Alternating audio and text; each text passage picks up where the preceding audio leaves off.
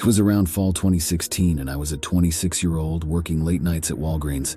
The night was dark and quiet as I punched in for my graveyard shift at Walgreens. The low hum of the fluorescent lights echoed through the empty aisles, casting eerie shadows on the shelves. I had always found something unsettling about working the night shift, but tonight that feeling was stronger than ever. As the hours passed, I roamed the empty store, restocking shelves and doing my best to keep myself awake. The boredom of the routine was broken only by the occasional distant sound of a slamming door or a rattling shopping cart. I couldn't shake the feeling that I was being watched this occasion, that someone else was in the store with me. Around midnight, as I was sorting through a shipment of goods in the back, I heard the automatic door slide open. I glanced at the security cameras, expecting to see a late-night shopper entering. To my surprise, a figure emerged, dressed in all black from head to toe, almost blending into the shadows. I tightened my grip on the box cutter in my hand and approached the stranger cautiously. "Can I help you find something?" I asked, trying to sound friendly despite the knot tightening in my stomach. The stranger remained silent, their face obscured by the hood of their jacket. I could feel their gaze on me, but their intentions were impossible to discern. As I backed away, the stranger began to follow, their footsteps echoing through the empty store. I quickened my pace, heading toward the front of the store, my mind racing with thoughts of potential danger. The stranger continued to tail me, their movements deliberate and unnerving. Panic set in as I realized I was alone, with only the humming lights and my own footsteps echoing through the vast space. I reached the front of the store and approached the manager's office, hoping to find safety behind the locked door. But as I fumbled with the keys, I felt a chilling presence behind me. The stranger was inches away, their heavy breathing sending shivers down my spine. I turned, the box cutter in my hand now a feeble attempt at self-defense. The stranger's hood fell back, revealing a face twisted in a sinister grin.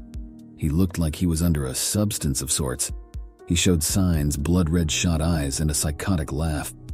In his hand, they held a small pocket knife. The realization hit me like a freight train. This wasn't a lost customer. This was someone with malicious intent. A rush of fear surged through my veins as the stranger lunged forward. I dodged just in time, the box cutter falling from my hand. I sprinted toward the emergency exit, my heart pounding in my chest.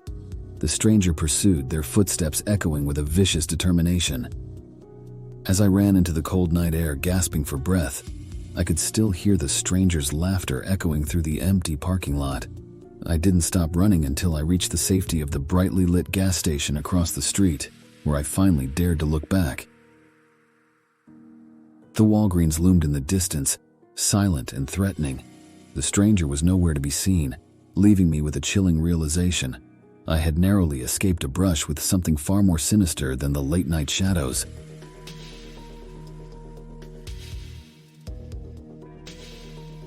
The gas station attendant helped me call the cops as I explained what had just happened to me.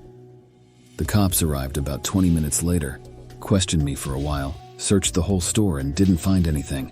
They said it was probably an addict who lurked the streets and was most likely under the influence of a strong substance. He wanted probably just to scare me and get some quick cash. However, I knew that was not the case, as he never once looked at the direction of the cash register and went straight to my direction, trying to cause me harm without saying a word. I wonder what would have happened to me if I didn't act so quickly on my feet. Would I still be here to tell my story? I kept working the graveyard shifts at Walgreens for one more year. After the incident, Walgreens ended up hiring a security guard for my graveyard shift.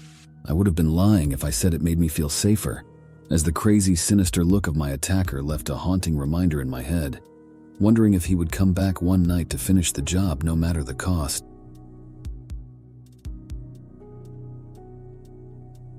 Back in early 2018, I had been working at Walgreens for 3 years. I had done countless of graveyard shifts over those 3 years.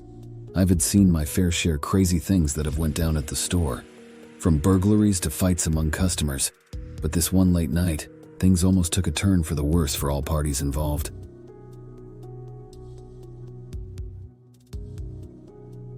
The night hung heavy as I worked my shift at the 24-hour Walgreens, the lights flickering overhead casting a glow on the aisles. The quiet hum of the store was occasionally interrupted by the beeping of the register and the distant sounds of the occasional car passing by.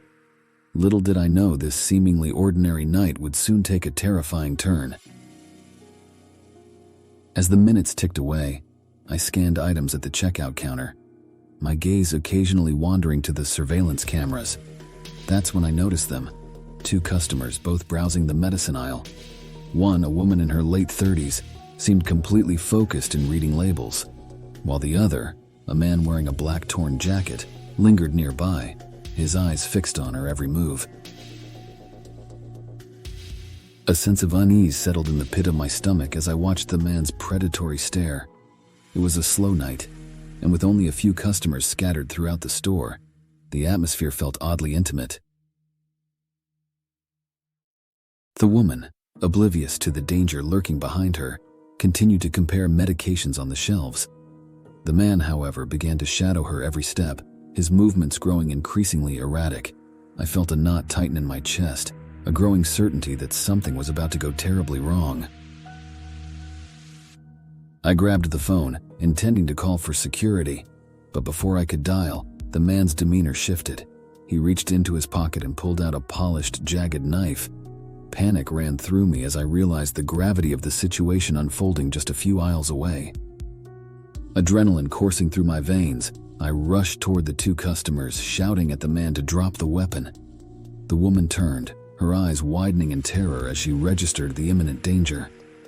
The man, however, seemed fueled by a twisted determination, his gaze fixed on his unsuspecting target. I sprinted toward the nearest emergency exit, grabbing the terrified woman and bringing her with me. The man pursued, his footsteps echoing creepily through the empty store. I fumbled with my phone, desperately dialing 911 as we raced toward the safety of the parking lot. The sirens wailed in the distance, growing louder as the police approached. The would-be assailant, realizing his plan was going south, turned and disappeared into the night, leaving behind a chilling emptiness. The police arrived moments later, securing the scene and comforting the shaken woman. As I stood there, adrenaline still coursing through my veins, I couldn't shake the horror of what had transpired. The late-night calm shattered by the threat of violence, the serenity of a familiar store forever tainted by the memory of a customer's sinister intentions. What made it even more traumatic was that he was never found, leaving all the possibilities in our heads lingering for years to come.